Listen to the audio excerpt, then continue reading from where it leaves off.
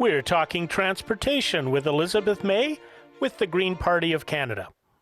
It's James with NetNewsLedger joining us from British Columbia, where it is still noon or almost 1 o'clock, is Elizabeth May with the Green Party. I almost slipped and said leader, but I bet you're enjoying things a little more now. I am. I'm now parliamentary leader, and our new leader, Annamie Paul, is just doing a great job, and I just can't wait till she joins us in Parliament. Yesterday, you were up during, well, it's hard to say up, but you were on during question period. You were talking to the Minister of Transportation about the problem with intercommunity and national buses. What do our readers and viewers need to know? Well, I think a lot of Canadians know this. We are in a crisis with an absence of ground transportation that started before COVID, right? So before COVID, many provinces lost all their bus service. Like in British Columbia, Greyhound bus withdrew. In the Maritimes, Irving bus had withdrawn. So a lot of these coach lines had stepped up because we were losing bus service. The ones that had the scheduled trips for many, many years were disappearing. Via rail, by the way, with all the cutbacks that happened in the Mulroney years, we lost the services that we used to have between communities for regular traveling. And so to have this national disaster worsened, right? Yeah. COVID hit a transportation sector that was already in tatters in terms of, can I, as a Canadian, get from A to B by getting on a public transit, or in this case, a privately run bus service that takes me from one community to another safely. We all need this, and we know it. But what's happened now is that the coach lines sector, bus companies, like on Vancouver Island, it's Wilson's here.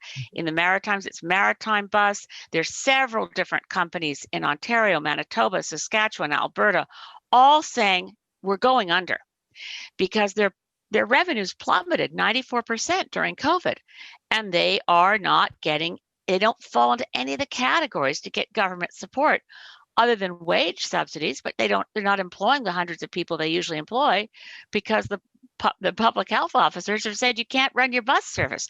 So the combination is sort of a perfect storm with the risk that we will lose a critical part of our transportation infrastructure through bankruptcies because the banks are pushing on these companies to repay loans. And even if, the bus companies that I've talked to, they've got insurance companies that are setting standards they can hardly meet. They've got banks saying, keep making your payments. In Ontario, they've been declared an essential service. But how do you run an essential service when people are being told also don't travel? So it's a real mess. And, when one thing I'm hearing from bus companies is they're starting to talk with each other about having the federal government take this back from the provinces and make it part of a national strategy of transportation. I would certainly support that. We need a national transportation strategy. We don't have one. We don't have a national transportation policy. And so looking at these bus companies, I look at them as being, coming from the Green Party, I tend to think of things as ecosystems. Well, they are a critical part of our tourism ecosystem. They're a critical part of our transportation ecosystem. And in that sense, they're like a keystone species. You lose these bus companies, they go bankrupt in the next 2 weeks. Well, we're not going to be rebuilding very well. The fact that we can't see that we need to give them the room, the fiscal room, they don't have the financial support they need to get us to where the vaccines are in place. We're coming back out of pandemic. Come out of pandemic and these companies have gone bankrupt. Well, it's an incalculable cost to our economy, and it makes no sense at all that we're not stepping up to defend these bus companies. Are you feeling that the new Minister of Transportation is understanding that? In the House of Commons, he said he's open to listen. Yeah. I'm waiting for my meeting with him. And in fairness to him, I've known Omar Al-Gabra since he was the minister who was responsible for consular affairs service. So I suppose that's parliamentary secretary.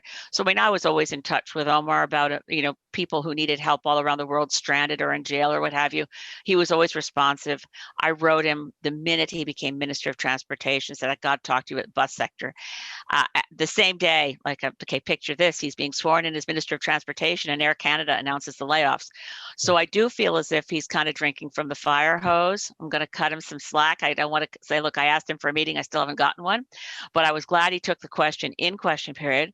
I was glad to hear his response. And you can believe it. I'm trying to get that meeting because I've been raising the bus issue with the Minister of Finance, the Minister of Tourism, Minister of Transportation when it was Mark Garneau, Minister for Small Business, Mary Ng, the Minister of Environment, Jonathan Wilkinson, was saying, look, somewhere you guys have to be able to put together the kind of pocket of money that's required to keep these companies from going under.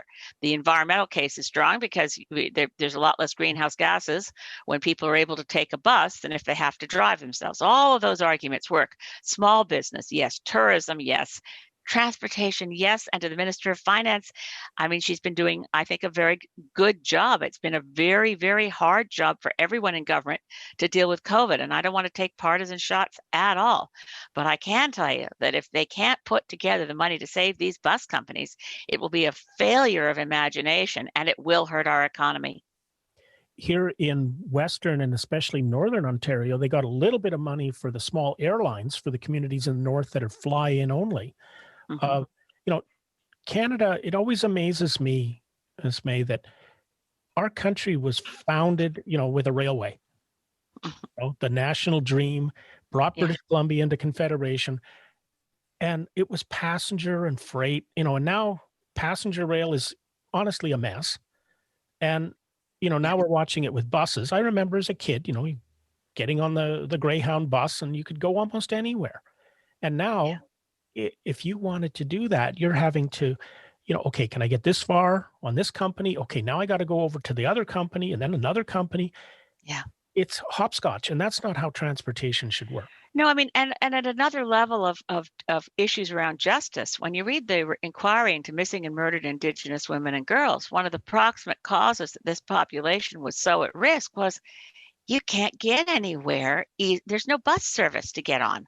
You're hitchhiking, right? So when you have no way to get from one community to another, unless you own your own vehicle, because there's no bus service and the train service, Via Rail, before COVID, we used to have 5 days a week service from Vancouver to Toronto. And you could get a train for most of the shed. You have to have a lot of time available because we don't have fast trains. We should have. By the way, Bombardier, we should be building fast trains. They're experts at building fast trains, but they don't even have a sales office for high-speed rail in Canada. They're a Canadian company. The high-speed rail offices that they have are in People's Republic of China, in Spain, in the places where people are buying high-speed rail. Yeah. But it's an extraordinary thing that we're down to 3 days a week. You can, so if you're planning a trip and you want to know, can I get from Montreal to Halifax? Can I get from Winnipeg to Toronto? Even before COVID hit, it was a rare schedule that could accommodate making that trip. And with the Greyhound buses going out of business, I talk to Via Rail staff all the time when I'm on the trains, they saw this big spike, not unexpectedly, in people moving on to taking the economy sections of the train. But without the plan, the Via Rail staff was dealing with a boom in people traveling who they were more squashed because there's only 3 days a week you could get this particular route.